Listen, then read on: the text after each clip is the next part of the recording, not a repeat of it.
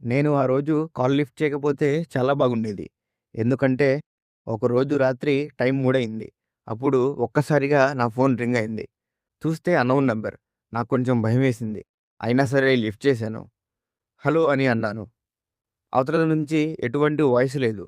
కానీ 2 సెకన్ల తర్వాత నన్ను కాపాడు అని పెద్దగా ఎవరో అరుస్తున్నారు. అది చూస్తే నా ఫ్రెండ్ వాయిస్. అతను చనిపోయి 2 సంవత్సరాలు అయింది. వెంటనే నా గుండె ఆగిపోయినట్టయింది. నేను వెంటనే కాల్ కట్ చేసేశాను. మళ్ళీ కొన్ని సెకన్ల తర్వాత కాలొచ్చింది. ఈసారి నేను లిఫ్ట్ చేయలేదు.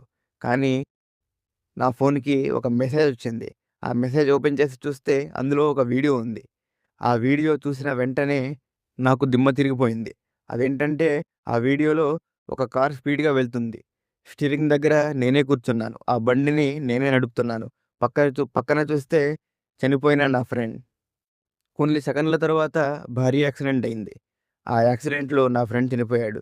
నేను మాత్రం కోమాలోనే ఉండిపోయాను.